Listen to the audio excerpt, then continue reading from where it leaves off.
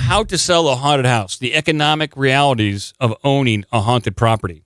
Now, this is something we've also talked about before on the show, where I believe there's 3 states with New Jersey, New York, and maybe Minnesota have specific laws on the books concerning haunted properties. And whether it has to be disclosed, right? Yeah, it's about disclosure of a haunted property. Most states, they don't care. They're like, you tell people or not. You don't have to. There's no law requiring it. But I'll read a little bit of this because this is a huge article. This comes from Tor.com. They pay no rent. They don't cover their share of utilities. They make weird noises in the middle of the night. And as far as roommates are concerned, ghosts suck. Even worse, once they start squatting in your home, there's no legal recourse. Consider the 4 roommates in 1834 Bristol who went to a lawyer to ask if he'd help them break their lease on a flat because they saw a strange blue light and 2 women floating around dressed in morning clothes, as well as a woman with blonde hair and gray eyes spotted by one of their daughters. That's at least 7 people in one apartment. 8 if you count the daughter, 9 if you count the blue light. The lawyer refused this case, so the men went to a local magistrate who told them that ghosts did not exist. One of the men cited John Wesley, the founder of Methodism, I guess is a sect of Christianity, as proof that they did. The magistrate told them to get lost. The moral, never act as your own lawyer when trying to deal with ghosts. Additional moral, if ghosts are squatting in your apartment, you are screwed. Millennials think they can't catch a break in an overcrowded housing market. That's nothing compared to how the living can't catch a break in a housing market oozing with overly entitled supernatural entities who have no respect for both the boundaries of life and death or for contractual law. Ghosts have been in pain. So I'll see if I can move down here, though. Although they're making some good points here, I suppose. And the housing market is kind of in turmoil right now, and I don't know. This was a rental, right? This is when they weren't buying. Yeah, but still, they asked to break their lease. Buying's a whole nother can of worms because at least your lease is up at usually a year or 2, which point you can move out of the haunted property. If you bought something, you're screwed.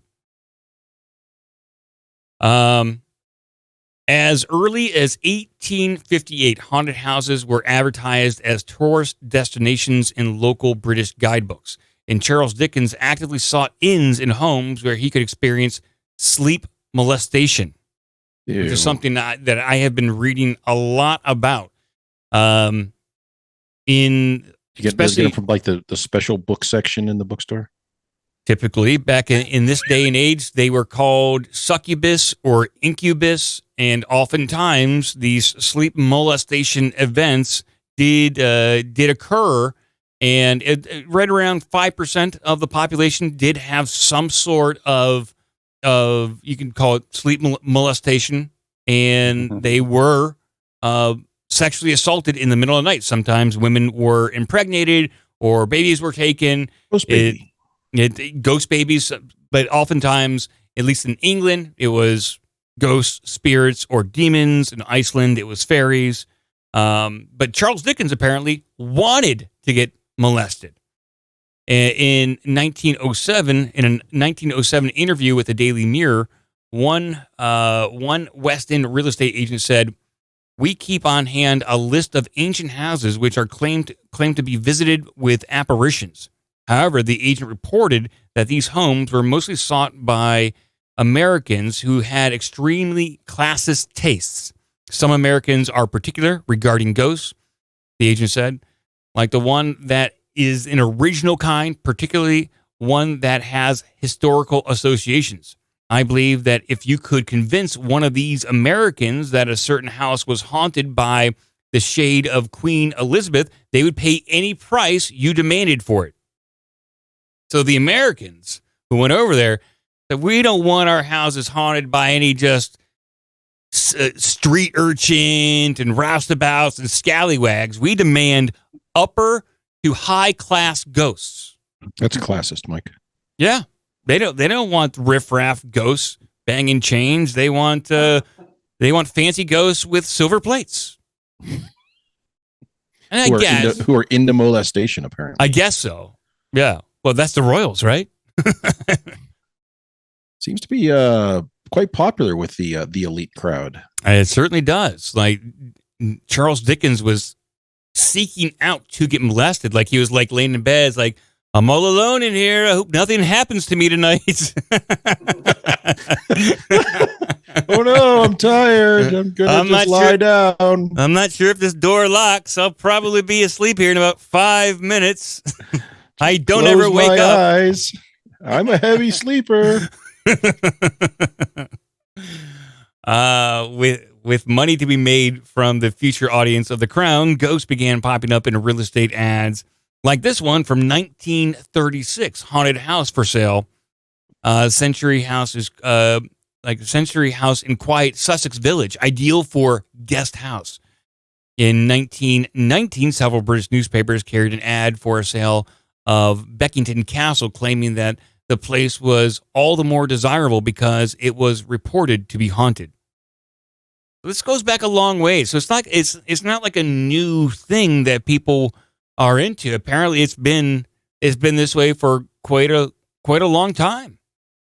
You think it's the more money you have, the more you want to throw at like experiencing these more unattainable experiences?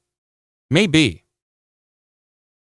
You're saying they're bored with their normal housing and normal apartments, so they're like, let's get a new one that's got some ghosts in there. Yes, exactly. I've been molested by everyone else. Let's see if I can get molested by a ghost. Let's raise the bar. You've been molested by the best. Now try the rest. And this goes on here. And so we see that ghost roommates are ultimately a class issue. If you are a tenant, you are haunted by a crazed supernatural entity that breaks your stuff and frightens your children. If you are a landlord, you suddenly own a valuable commodity. The home where the Perron family lived in Rhode Island, which formed the basis for the Conjuring films, was sold for 27% above asking price in 2022. And the Stanley Hotel, which is the inspiration for Stephen King's The Shining, runs a brisk business in ghost tours. Yeah, it's a big market, especially these famous haunted houses. It's a huge market. Yeah, we covered the one about the basis for The Exorcist, that it was selling way over value because it had that historic cachet to it. Yeah. But even among landlords, there is a class divide. If you own a run-of-the-mill haunted property, not lucky enough to be featured in a series of blockbuster films, your ghost tenants will cause you to take 50% longer to sell your home, and they will lower the value by 15 to 35%, according to one study. And in more and more states, disclosure laws are require you to advise sellers of any reported haunting, making it much harder for you to move your stigmatized property. So we see that ghosts, as we always suspected, are just one more cog in the machinery of economic oppression that perpetrates systematic inequality and destroys social mobility for average Americans everywhere. Thanks, ghosts. So a little bit of a slanted article there, but it is like if we just start hypothetical, we start killing people in my house, just to see if they turn into ghosts. Yeah. I'm trying to raise the property value here. I'm not sure I follow your logic there, Mike. Hypothetically, I got to collect the ghosts. I want a really haunted property, and there's gonna have to be some really horrific shit going down. I'm talking about dancing, chanting. Like lots of moaning is what I'm talking about. You know? lots of moaning, and you got to make enough commotion so where it gets on the news to where people want to write books about you and create movies and stuff like that. Now, I will point out just to warn you: if you kill enough people in this place, you're going to get on the news, but for the wrong reason. Yeah, I know. When you do all this stuff, you're not going to be able to enjoy the fruits of your labor because you're going to be in prison. In prison for the rest of your life. In federal pound me in the ass prison. So I couldn't do it. But, this is something maybe my grandfather should have done, or my dad, to really, pass the torch, the family heirloom. This is what I'm going to leave for my grandkids. I've Yeah. killed 17 people in here. Yeah. Eventually, son, the property is going to skyrocket. One of them is bound to turn into a ghost who likes to molest you at night.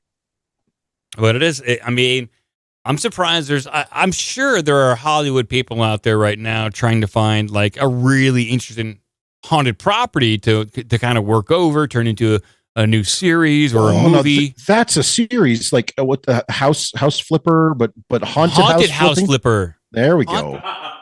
Why haunted house flipper on the Sci-Fi Channel every October? I'd be in there right away. That'd be amazing. Now the question is: are they able to do they have to disclose that to potential buyers that it was haunted, or are they just trying to hide it? Like, because house flipping is usually like we knocked down a wall in the living room and we made the paint really ugly. Yeah, and that's it. Or we found some asbestos. We found all this stuff. We're just trying to get it. We're trying to get it up painted right over that. Yeah. But with haunted house flippers, I think it comes down to a marketing angle. You got to get the word out to people who are interested in buying these properties. And so, yeah, you spruce it up a little bit, you make it livable, but then it's also, you got to have the list of people that are interested in buying really haunted houses. So, and you got to have a good ghost. You got to have a great ghost. Yeah. You want to have like a famous ghost or something. Could you have a ghost be one of the co-hosts? I would hope so. Friend of the show, Charlie Robinson, says he's on board with that, and he's got that fancy real estate background. So. He does. Like, Charlie knows about this stuff, and I would hope that if he would, like, he's into this kind of stuff. So, why is it proper to disclose like hauntings? I know he did stuff in Vegas and stuff like that. Like, you'd imagine like a good chunk of like Vegas is just haunted with like people who went to the buffet and never made it out of the hotel room. Exclusively dead strippers. But. Yeah, just like a lot of like, I'm hungry kind of ghosts. I don't know. It seems like most of the hotels, like in the motels in Vegas, haunted. Probably. They just sweep them under the bed. Yeah. Just stuff them under there, put another couple mothballs up. Yeah. Charlie says no disclosure is necessary. Okay. Well, maybe not in Vegas. In New Jersey, I believe it is. But at this point, you only really want to disclose it if you got a really good story. And if there's like a lot of good evidence that it is haunted. Because if you don't have that stuff to really sell with it, it's just a bunch of rumor and innuendo, and it sounds like a hassle. But if you got a good story behind it and some pretty good photographic proof or video, that's when you can start marketing it to people who want to get molested in the middle of the night, like Charles Dickinson. Old Chuck. Did you say Charles Dickinson? Is it Charles Dickinson or Charles Dickens? I meant Bruce Dickinson, lead singer of Iron Maiden.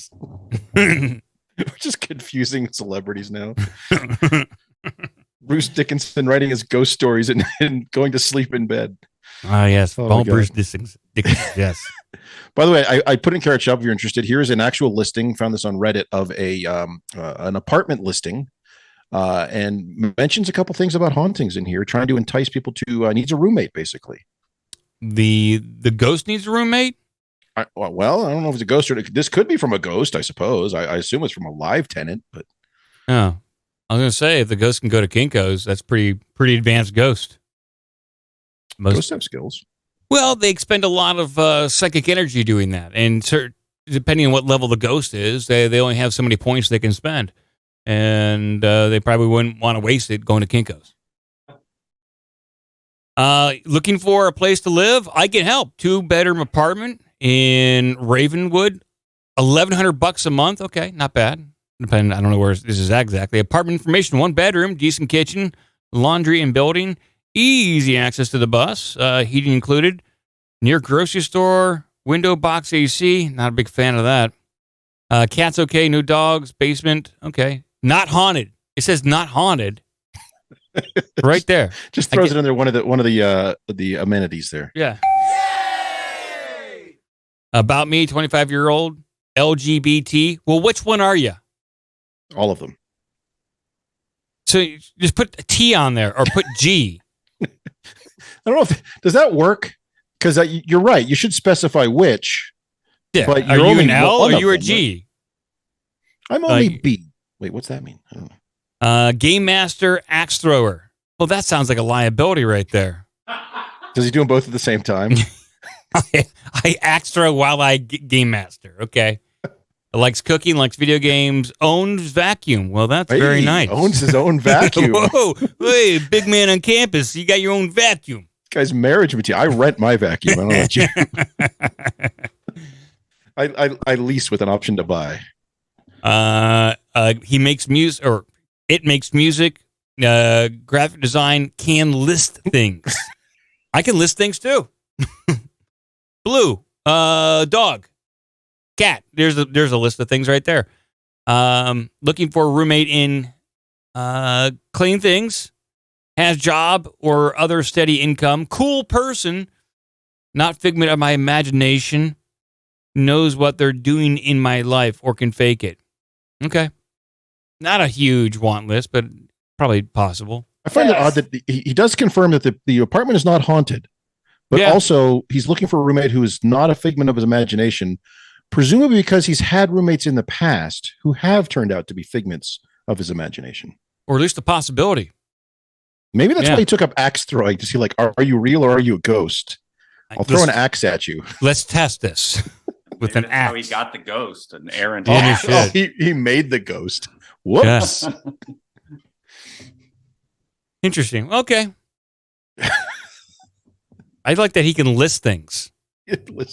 That's and has a vacuum cleaner. He owns his vacuum. He owns it. He doesn't. He doesn't say he can use it. He just has it. Give us an email at ourbigdumbmouth@gmail.com. Check out obdmpod.com for all the social media and donation links.